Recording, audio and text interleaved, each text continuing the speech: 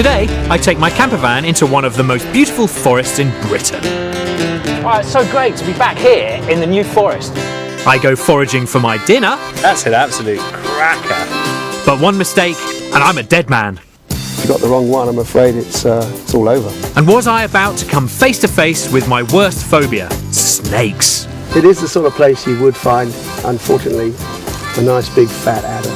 And will my tiny campervan kitchen allow me to make a classic French dish with a rather unusual local twist?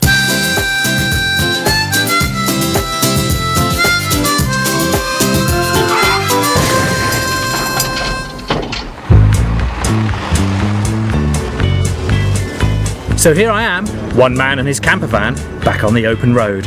I've left my home county of Devon and I'm driving across southern England to the beautiful New Forest that spans Hampshire and Wiltshire. So I've done about 146 miles since I left North Devon. Trouble-free miles as well, which is great. So, so far the old girl is doing us proud. You know, we've got 1,500 to go, so really anything could happen. But so far so good. The van is doing so well, in fact, that the heater that was stuck open has managed to right itself. It's just as well. The weather is glorious. Time to wind down the windows and check out the local wildlife. New Forest ponies? Hello, Neddy! I used to come here as a kid and I just have such brilliant memories of it. The New Forest ponies and the beautiful, beautiful countryside. So it's really, really excellent to be back. The New Forest is huge, over 500 square kilometres, and the word new in New Forest was actually added 1,000 years ago by William the Conqueror, who took the whole area for his private hunting ground. There are still deer here today, but they tend to be rather shy and remain hidden deep in the forest. More sociable are the famous New Forest ponies. They are given free rein here, unlike me. Unfortunately, I can't pitch camp where I like, so I'm heading into the village of Brockenhurst. Well, we're off to a campsite, which I'm really looking forward to seeing. Apparently their campsites in the New Forest are pretty special. And I'm going to meet a guy called Gary, and he has promised to take me foraging. There must be all kinds of great stuff out there. I'm really looking forward to it. The only thing is that, obviously, if we don't find anything, there won't be anything for tea. So I really hope Gary knows what he's doing. Right, here we are. Hey, this is super. Wow, nice place. Oh, look at that van there. So I've arrived at the Hollands Wood campsite where, fingers crossed, I'll be cooking a forage dinner for Gary. Loads of people think that wild camping is the only way to go because it's natural and out there and among the elements and everything. But, you know, when it's as nice as this, why would you not want to stay on a campsite? No time to enjoy the view though. It's mid-afternoon already and I've got my dinner to pick up. And I mean literally pick up. Are you Gary? Yeah, Yes. hi Martin. How are you doing? Nice to meet you. Yeah, and you. You found us all right? Yeah, I know the forest quite well actually. Good. So you weren't, Good. yeah, it wasn't too difficult. Good stuff, good Hey. stuff. Great van, love it. Come and have a look. Oh, great. I'm never one to miss the chance to show off my pride and joy. Welcome to Home from Home. I've been after one of these for years. Have you? Yeah, absolutely. Just, you know, it's been my dream. Everything you need is here. So if I step inside and I'll give you a quick tour of the van. So here we have a little touring cooker. Excellent. I think we might be able to create something nice on that. Oh, I'm sure There you you will. go. Could do with a bit of a clean actually. A bit embarrassed by that now. I've lifted that up. Moving swiftly on. And also, of course, I have in here a full set of pressed wardrobe. Just because you're out in the countryside having fun and foraging and doing whatever you're doing doesn't mean to say you should forget a little decorum. A pressed shirt is always essential. Talking of the foraging, I think it's time we got out into the forest and let's see what we can find for a bit of supper tonight, eh? Well, I'm hungry. Let's do it. So, looking suitably attired, Gary and I head off into the forest to find some food for tonight. I'm hoping to cook succulent chanterelle mushrooms to have on a bed of wild salad leaves, but everything will have to be foraged, and there might be a bit of a problem. Okay, so it's been quite dry recently, so the chances are that we might actually not have any dinner. We'll have salad, but the mushrooms, I'm afraid it is potluck. Now, potential foragers, beware. Most of the New Forest is national park with very strict rules. You can pick mushrooms, but nothing else, however tempting it might look. There's some wild thyme growing on the side of the road back there. This here? Yeah, all of this is thyme. We're not allowed to pick it anyway. No, so you're not allowed to pick it, but you can always just, if you scrunch a bit Yeah. up, you'll smell it on your finger. It's wonderful. Yeah, That's really lovely. and it just grows everywhere. This was torture. Beautiful, fragrant thyme, and we can't pick it. Beautiful, beautiful. Lovely, isn't it? Rules are rules, and I'm not going to argue with them. But how on earth were we going to get our dinner? Luckily, parts of the New Forest are privately owned, and this is where, with the permission of the landowners, you can forage to your heart's content. Every forager has his own special patches, and this one is particularly good for salad stuffs. So, you're quite lucky that I'm bringing it here today. This is really special. Forget the veg aisle at your local supermarket. This field has everything you need for the perfect salad. But will we be able to track it down? Right then, so into the salad bowl we go. Yep, For hopefully. our foraging adventure. As I obeyed the country code and remembered to close the gate, Gary steamed on ahead, and he had already made a discovery.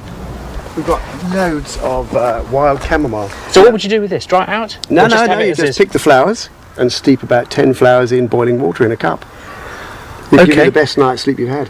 Under Gary's trained eyes, this ordinary-looking field soon came alive with edible potential. And another couple of steps and look, all of this little broadleaf, bright green, that's chickweed. This Right, one so show me here. which one I'm looking at. Well, any of this. This one. This is chickweed. It's got a nutty freshness. It tastes like when you freshly mown lawn. Yep, God, that's lovely. that's the base of our salad. Okay, brilliant. Let's pick away. So pick without pulling the roots out. Okay, So, and you don't want it too long, about that. Perfect. okay. So far, so good. But I was about to discover that foraging for edible leaves can be like playing Russian roulette. Yeah. What are we looking for next then?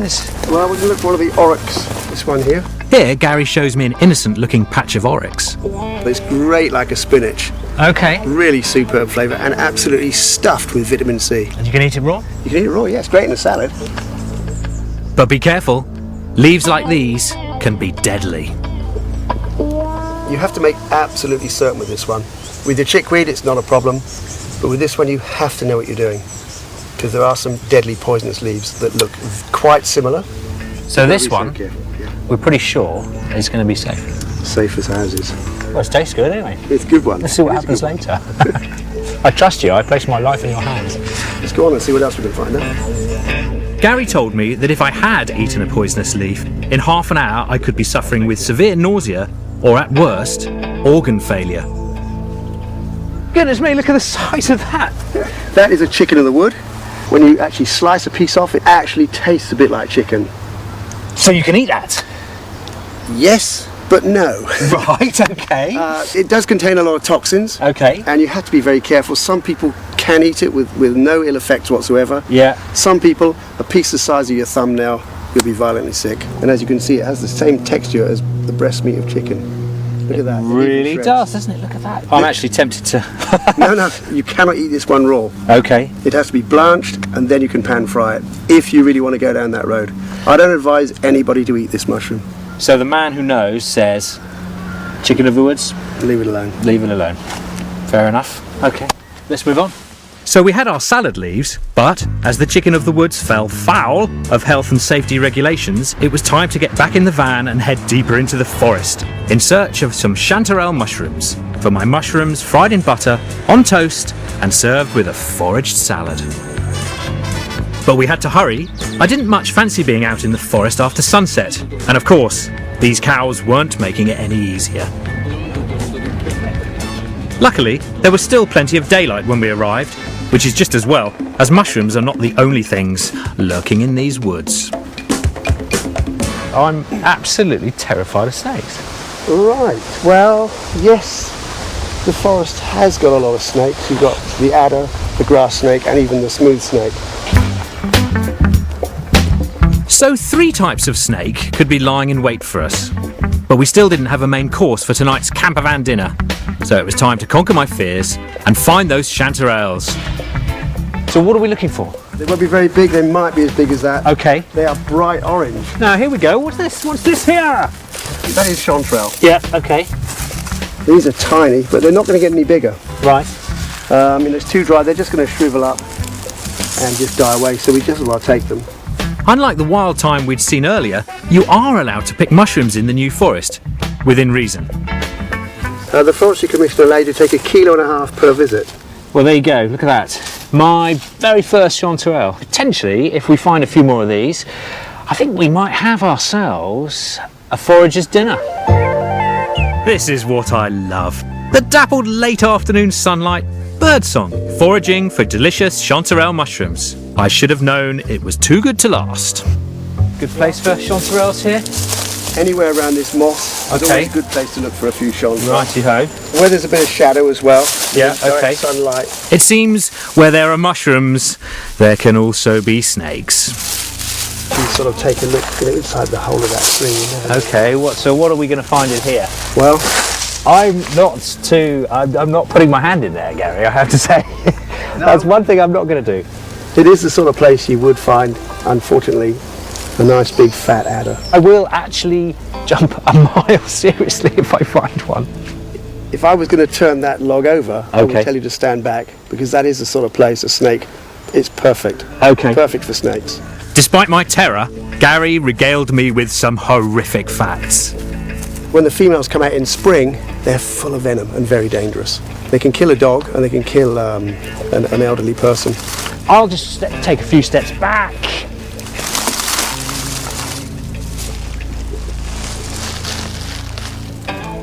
And there's no snake. That's brilliant news. Look at that. To be honest with you, Gary, I would go surfing in 6-foot waves. I'll do anything you ask me, but go looking for snakes. My heart is pounding. Gary reassured me that there aren't actually that many snakes in the New Forest, and that they are apparently a lot more scared of us than we are of them. Back to the chanterelle hunt. Oh, here's one. Oh, yes. Looks like we're going to have dinner after all. How about that? I cannot wait to have that on my piece of toast. 2 hours of foraging had produced plenty of mushrooms and not a snake in sight. But little did I realise I was about to lead us into the path of potential danger. Here we go, Gary. What? Look at that. That's nothing like any of these chanterelles. What's that? That's one of the amanitas, the most dangerous mushroom. There are so many poisonous amanitas. So is this one poisonous? This could be the blusher, Right. which is an edible amanita, but you cannot tell the difference between this and the deadly panther cap. If you've got the wrong one, I'm afraid it's all over. It's as simple as that. If you get the panther cap mixed up with the blusher, it's the end. You just don't touch it. You don't pick it, you just leave it where it is. But even I couldn't tell you exactly what that is. Okay, and that's with all your experience. So our chanterelles here, which we know they're chanterelles, there's nothing we can mistake them for. Even the chanterelle has a look-alike. Oh, right. They all do. Every single edible mushroom has a poisonous look-alike. So just like the Queen and David Beckham, most mushrooms have a look-alike, but these can be deadly. My advice? Don't go foraging without someone like Gary. We headed back in the van with our basket full of forage delights.